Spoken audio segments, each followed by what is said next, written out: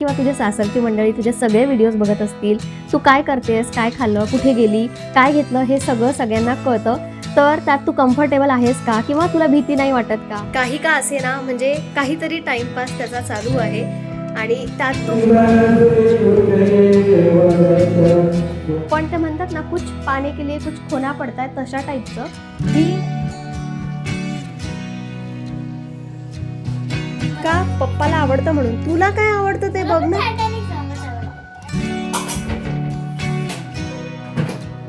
Hello, नमस्कार and welcome back to my channel. I hope तुम्ही सगळे मस्त आणि मजेत असाल. आजचं वातावरण रोजच्यापेक्षा जरा वेगळं होतं, जरा क्लाउडी होतं. नाहीतर 8 वाजता पण या बाल्कनीत यायची इच्छा होत नाही, एवढं ऊन असतं. आणि याचाच फायदा घेऊन म्हटलं चला बाल्कनीची जरा क्लिनिंग करते. सोबतच मला किचन क्लिनिंग पण करायची आहे. आणि सध्या उन्हाळा असल्यामुळे माहिती आहे इतकी पानं गळतात. आणि तुळशीला काय झालं माहिती नाही, ती पण जरा सुकतच चालली आहे. सुकलेली रोजच्या रोज पानं मी काढते, पण सगळ्यात जास्त पानं गळतात ती तुळशीचीच. बाकी सगळ्या झाडांची मी पानं पिवळी झाली होती ती सगळी काढून टाकली. आणि हे सगळं करत असताना एक गोष्ट आठवली की ज्यांचे प्लांट्स बाहेरच्या साईडने लावलेले आहेत रेलिंग करून, त्यांची बाल्कनी नेहमीच क्लीन राहत असेल, म्हणजे पिवळी पानं पण पडत नसतील बाल्कनीत आणि पाणी टाकताना जी माती पडते खाली ती पण पडत नाही, म्हणजे बाल्कनी ऑलवेज क्लीन. पण ती पण एक मोठी रिस्क आहे. एक गोष्ट चांगली तर खूप मोठी गोष्ट ती एक वाईट पण आहे. पण ठीक आहे, आता जे चाललंय तेच चालू द्यायचं आहे. हे प्लांट का सुकलं मला माहिती नाही, इतकी छान फुलं होती त्याला. पण इट्स ओके, सगळं आवरून घेतलं, झाडून घेतलं, पाणी टाकून एक कपडा मला फेकून द्यायचा होता आणि कपड्याचा फेकून देण्याचा पहिले मी असा एखादा वापर करून घेते. आणि बघा बाल्कनी किती मस्त आता क्लीन आणि स्वच्छ दिसते.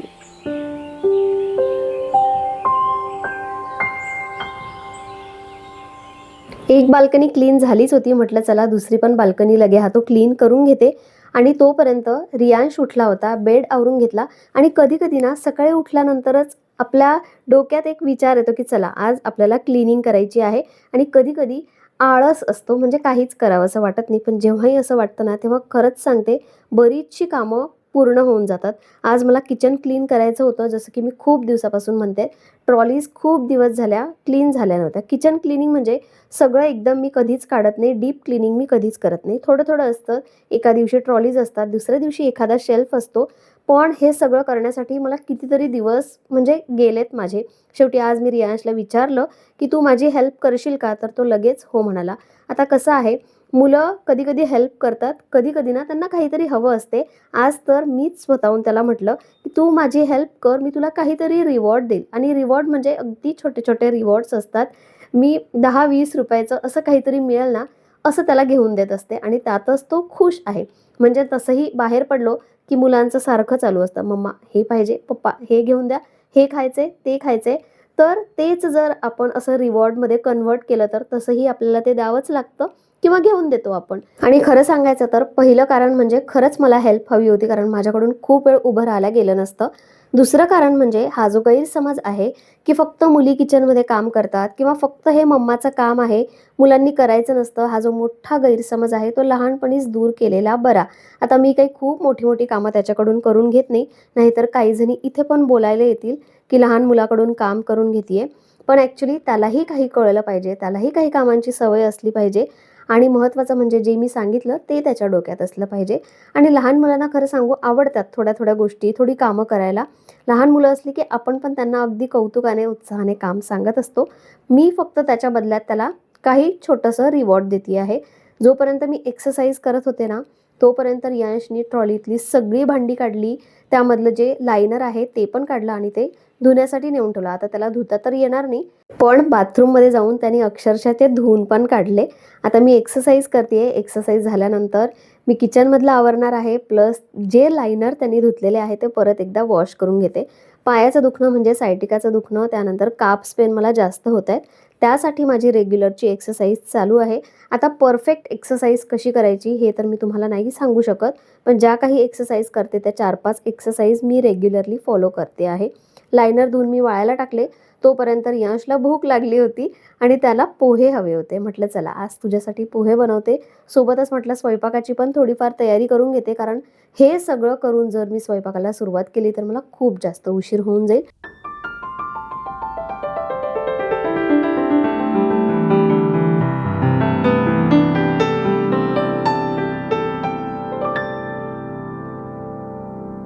सुट्ट्या चालू आहेत, गावी गेला असाल किंवा कुठे फिरण्यासाठी गेला असेल, तर वेगळी गोष्ट आहे. आपण बिझी असतो. पण मुलांचं खेळून झालं, की मोबाईल, टीव्ही याशिवाय त्यांना काहीच दिसत नाही.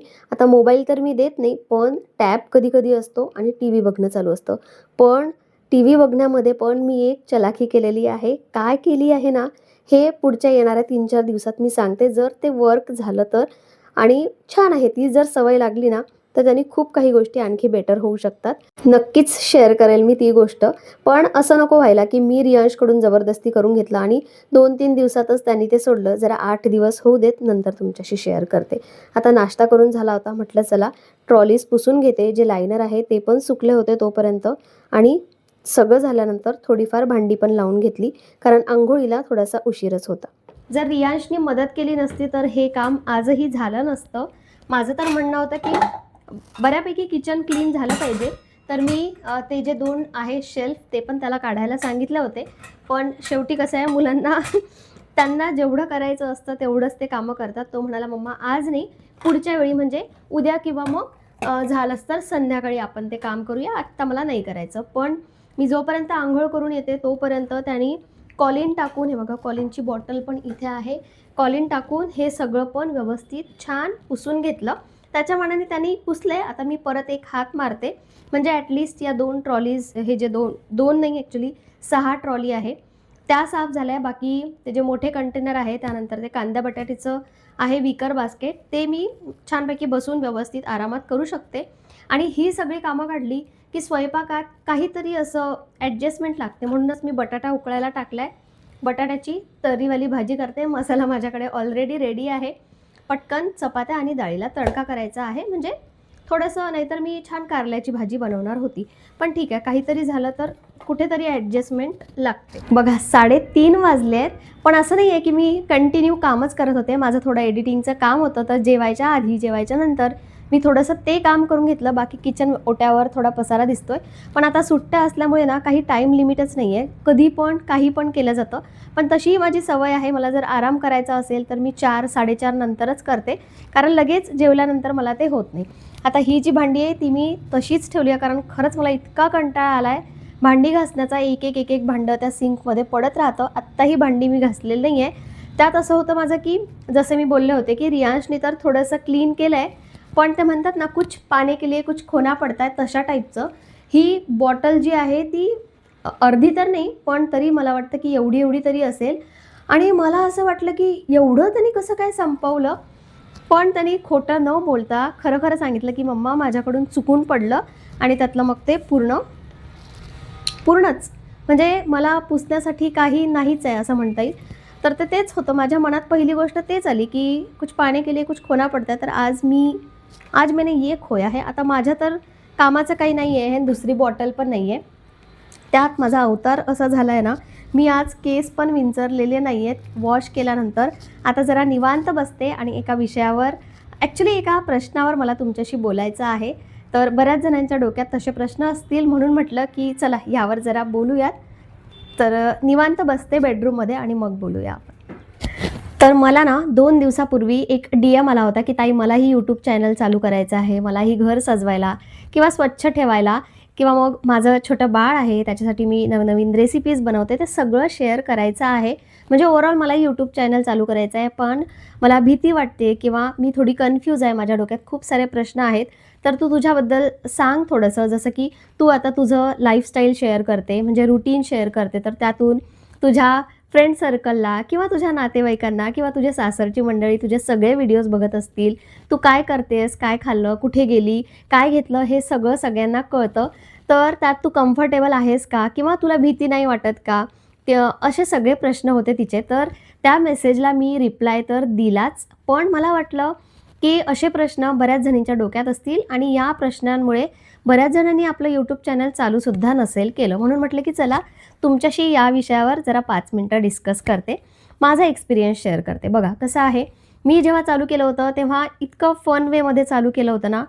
कोविडच्या काळामध्ये रेसिपीज सगळेजण आपण बनवत होतो, तेव्हा मी रेसिपीज शूट केल्या होत्या. त्यामुळे असे काही प्रश्न माझ्या डोक्यात सुरुवातीला तर आलेच नाही. त्याचं रूपांतर ते व्लॉगिंगमध्ये, डेली रुटीनमध्ये कधी झालं, ते जसं मला त्यात आवड निर्माण झाली, मला पैसे मिळायला लागले, तेव्हा माझी आवड थोडीशी चेंज झाली. आणि मुद्दा म्हणजे आता हाच एक प्रश्न नाही, तर माझ्या काही मैत्रिणी आहेत, त्यांच्यापैकी सुद्धा मला काही जणींनी म्हटलं होतं, की "नीता, तू हे सगळं तुझं शेअर करतेस, तर तुझे जे नातेवाईक आहेत किंवा स्पेशली तुझ्या सासरची मंडळी आहे, त्यांना तर सगळंच माहिती पडतं तुझ्याबद्दल. तर म्हणजे कसं काय?" म्हणजे त्यांचं असं म्हणणं होतं, की "कसं काय तू हे सगळं शेअर करतेस?" सगळ्यात पहिलं म्हणजे बघा, हो, नातेवाईक बघतात, फ्रेंड सर्कल बघतात, सासरची मंडळी, माहेरची मंडळी सगळेजणं बघतात. म्हणजे ज्यांच्याकडे वेळ नाही आहे, ते वेळातला वेळ काढून तुमचे व्हिडिओज बघतील. कारण तुम्ही त्यांना तुमच्या घरातला किंवा तुमच्या रूटीनमधला डायरेक्ट ॲक्सेस देत आहात. सो कुणी पण बघणार आहे. वेळ नसेल तरी पण वेळातला वेळ काढून बघतात. ज्यांना ज्यांना मराठी समजत नाही, जे हिंदी लँग्वेज बोलतात, ते सुद्धा तुमचा व्हिडिओ बघतात. लँग्वेज नाही कळली तरीसुद्धा आपण काय करतोय, आपण काय घेतलोय, हे सगळं त्यांना बघायचं असतं. ओव्हरऑल म्हणजे ठीक आहे, नजर असते की काय करतीये आणि काय सगळं, आणि आपण विचारल्यानंतर ते नाही, सरळ नाही बोलतात, की नाही मी बघत नाही व्हिडिओज. पण सगळं लक्ष असतं आपल्याकडे. मग ते सासरच्या मंडळींचं असो, माहेरच्या मंडळींचं असो, आपलं फ्रेंड सर्कल असो किंवा मग नातेवाईक असो. पण मला असं वाटतं, जर आपण काही चुकीचं करत नाहीये किंवा यावरून लोकं आपल्याला काही जज करणार नाही किंवा प्रश्न विचारणार नाही, असं जर आपण काहीच करत नसू, तर मग त्यात भिण्याची काहीच गोष्ट नाही आहे. आणि खरं सांगते तुम्हाला, जे काही तुम्ही त्या 10-15 मिनिटाच्या व्हिडिओमध्ये बघता ना, ती 50% सुद्धा लाईफ नसते आपली. त्या पडद्यामागे आपण खूप काही जगत असतो, खूप काही घेत असतो, खूप काही करत असतो. फक्त आपल्याला वाटतं की जेवढं ते 10 मिनिटामध्ये दिसतं तेवढीच त्यांची लाईफ आहे, पण असं नसतं. आणि हे सगळं आपल्या हातात आहे की काय दाखवायचं, काय नाही दाखवायचं, काय बोलायचं, कुणाबद्दल बोलायचं, यावर तुम्ही थोडं कंट्रोल ठेवू शकता. जर तुम्हाला असा प्रश्न आहे की माझा फ्रेंड सर्कल किंवा मग माझ्या सासरची माणसं बघतील, असा जर प्रश्न असेल तुमच्या डोक्यात, तर थोड्या लिमिटेड गोष्टी ठेवा. ज्या तुम्हाला नाही दाखवायच्या आहेत त्या नका दाखवू. सो एवढं आहे. बाकी कसं आहे, शेवटी मी तेच म्हणेल की आता Instagramला तरी तुम्ही ब्लॉक करू शकता. मी तर सरळ सांगेल, तुम्हाला Instagramवर जर व्हिडिओज टाकायचे असेल, तर सरळ आपल्या जवळच्या नातेवाईकांना सगळ्यात आधी ब्लॉक करा. सगळ्यात आधी आपलं फ्रेंड सर्कल, नातेवाईक, जवळचे नातेवाईक यांना सगळ्यांना ब्लॉक करा आणि मग व्हिडिओज टाका. पण YouTubeवर तशी काही फॅसिलिटी नाही आहे. मला स्वतःला जर ब्लॉक करता आलं असतं, तर मी बऱ्याच जणांना ब्लॉक केलं असतं. पण तसं काही करता येत नाही आणि तशी काही मला भीती नाही आहे, कारण मी असं काही म्हणजे काय म्हणतात त्याला, असं काही करत नाही आहे की ज्यामुळे मला कोणी बोलेल किंवा मी काहीतरी वेगळं करते. जसं आपणच बघा, एखाद्याचा व्हिडिओ बघतो आणि आपण तो व्हिडिओ बघून आपल्या तोंडून आपोआप निघतं की या व्यक्तीच्या घरी तिची फॅमिली नसेल का? किंवा काही म्हणत नसतील का? कारण ते वेगळ्या टाईपचे व्हिडिओज बनवत असतात. तुम्ही तुमची लाईफ शेअर करताय, तुमच्या बाळाचं रुटीन शेअर करताय, आपल्या घराचं रुटीन शेअर करताय. So it's okay. लोकांना घाबरून खूप दिवस काढलेत. आता बास. लोकांचा विचार न करता आपल्याला जे करायचं आहे ते लवकरात लवकर सुरुवात करा. आत्ता एक लेटेस्टमध्ये मी एक शॉर्ट टाकलेला आहे. लोकं हसायला येतात, पोसायला येत नाही. त्यामुळे तुम्ही काही केलं तर ते हसतील तुम्हाला. पण तुम्हाला पैशाची गरज आहे आणि ते व्हिडिओमध्ये बघत आहेत, पण तुमच्याकडे ते पैसे घेऊन कधीच येणार नाही. शॉर्टमध्ये हे मला सांगायचं आहे. जर तुम्हीही आत्तापर्यंत हा विचार करत होता की माझ्या सासरचे बघतील, माझ्या मैत्रिणी बघतील, माझे नातेवाईक बघतील, माझे ऑफिसवाले बघतील, तर इग्नोर करा सगळ्या गोष्टी. कारण कुणाला काही पडलेलं नसतं. लोकं बघतात, नंतर विसरून जातात. काही जणांना आपल्यावर नजर ठेवायची असते. आपण काय करतोय हे बघायचं असतं. लेट देम, करू द्या त्यांना. त्यांचा वेळ जातोय. वेळातून वेळ काढून आपल्यासाठी ते व्हिडिओ बघतात. $2-4 त्यांच्याकडून पण आपल्याला मिळतायत. सो थँक यू म्हणा आणि तुमच्या कामाला सुरुवात करा. थोडं लिमिटेशन ठेवा. ज्या गोष्टी नाही दाखवायच्या आहेत त्या नका दाखवू. बाकी ज्या गोष्टींनी फरक नाही पडत त्या दाखवल्या तरी काहीच हरकत नाही. आणि कोणी बोलत असेल तर आणखी एक, प्रत्येकाची लाईफ वेगळी असते, प्रत्येकाची फॅमिली वेगळी असते. त्यामुळे सगळ्या गोष्टीचा विचार करून आपल्याला या गोष्टी कराव्या लागतात. जर तुम्हाला शक्य होत असेल, फक्त एवढंच एक असेल कारण की कोणीतरी तुमच्यावर लक्ष ठेवतायत, तर तेवढी गोष्ट विसरून द्या आणि कामाची सुरुवात करा. कारण फक्त फन म्हणून आपण हे एक चालू करतो, पण यातून जेव्हा पैसा मिळायला लागतो, तेव्हा सिरियसली ही गोष्ट खरंच खूप मोठी आहे. कारण बरेच जण यातून लाखो रुपये कमावतात. सो एक सुरुवात केल्यानंतर तुम्हाला कळेल. खूप विचार न करता लगेचच सुरुवात करा. आय थिंक बऱ्याच जणांच्या डोक्यात हा प्रश्न होता, म्हणून खूप डिटेलमध्ये मी या विषयावर बोलली.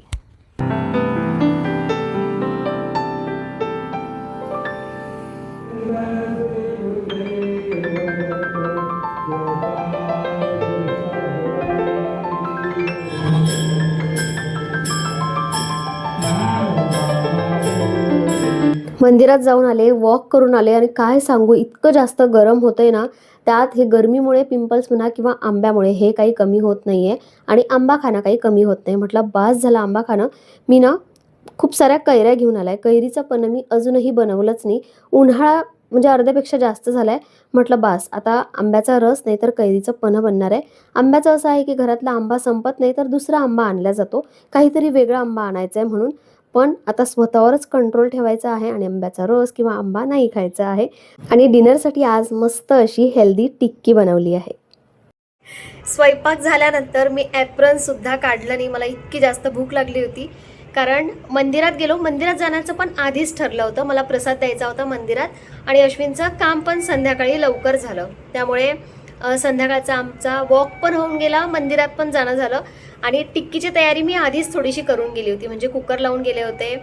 त्यानंतर आपले ते सोया चंक्स असतात ते सुद्धा तयार होते. पण तरी किती नाही म्हटलं तरी अर्धा तास लागतोच यायला. आम्हाला 8 वाजले. मग अर्ध्या तासापेक्षा थोडासा जास्त वेळ लागला आणि भूक लागल्यामुळे हे पण मी काढलं नाही. ॲक्च्युली व्हाईट टी शर्ट होता म्हणून पण नाही काढलं. नेमकं व्हाईट टी शर्ट घातलेलं असतं आणि मग त्यावर असा डाग पडतोच. आता प्लेट्स आणि हे सगळं जसंच्या तसं आहे. कॉल आला त्यांच्या मित्रांचा की चल आज वॉकला. बरंच झालं मी संध्याकाळी वॉक करायला गेले, नाहीतर माझा वॉक आता राहिला असता. आणि खूप दिवसानंतर मित्राचा कॉल आला म्हणून ते वॉकसाठी गेले. आणि आपल्यासोबत असं नाही होत बरं का. म्हणजे आपल्या मैत्रिणीचा कॉल आला असता आणि ये म्हटलं असतं आत्ताच्या आत्ता तर आपण हे सगळं किचनमध्ये तर तुम्हाला दाखवतेच मी की काय पसारा आणि किती सगळं झालेलं आहे.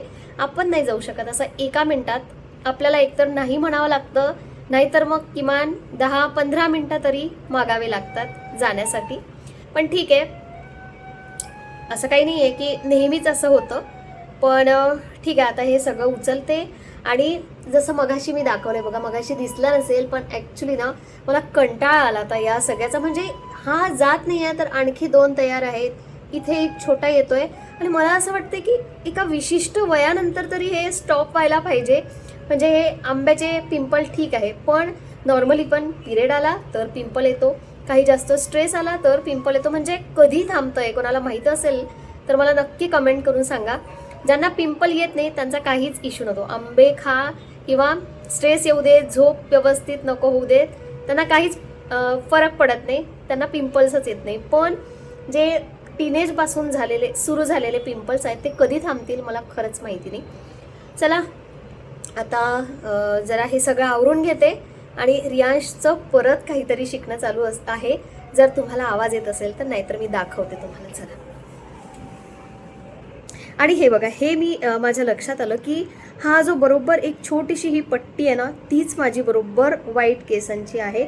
आणि फक्त हे समोरचं जे आहे त्यामुळे मला 15-20 दिवस झाले की हेअर कलर करावाच लागतो. काय शिकलास? टायटॅनिकचं सॉन्ग दाखव वाजवून थोडंसं. थोडंसंच येते. टायटॅनिक सॉन्ग कोणी सांगितलं तुला? पण पप्पाने का? पप्पाला आवडतं म्हणून. तुला काय आवडतं ते बघ ना. टायटॅनिक सॉंगच आवडतं. अरे काय ते किती छान आहे बघ.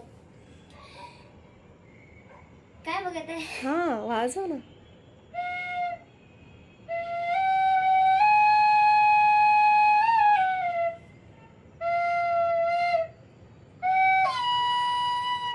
बघू दे मला ते रिअल सॉन्ग.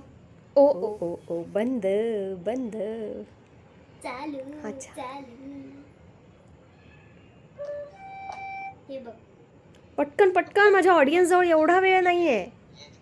हां.